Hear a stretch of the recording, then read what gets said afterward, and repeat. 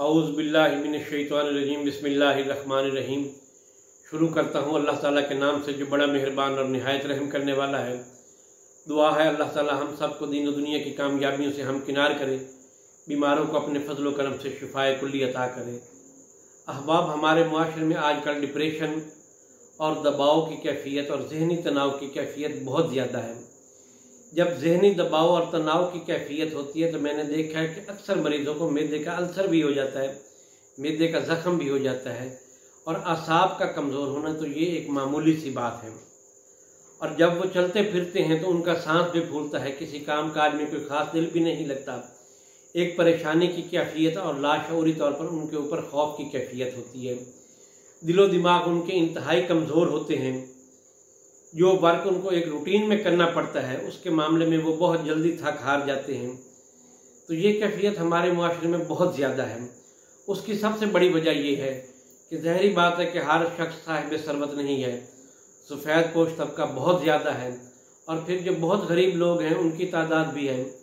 लेकिन जो ये कैफियत है दिमागी तनाव की, असाबी कमज़ोरी की, पट्ठों की कमज़ोरी की, फिर उसके साथ साथ दिल की कमज़ोरी हो जाती है, बाज़ दफ़ा हार्ट के मसाइल पैदा हो जाते हैं, बाज़ दफ़ा गुर्दों के मसाइल पैदा हो जाते हैं।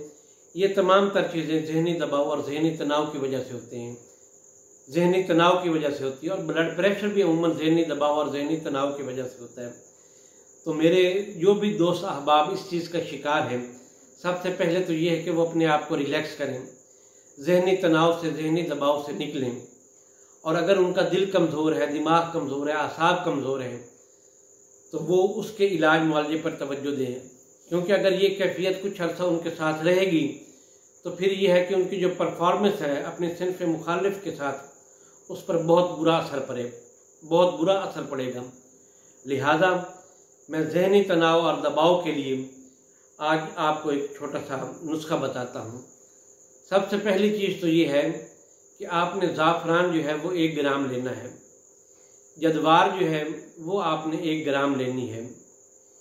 इसमें आपने कुश्ता मरवारीद, कुश्ता अकीक और कुश्ता मरजान ये भी आपने 10-10 ग्राम डालना है। और इसके अंदर कुश्ता चांदी वो भी आपने 10 ग्राम डालना है। और इन तमाम तर चीज़ों को मिक्स करके आप इनके कैप्सूल बना लें 500 मिलीग्राम के।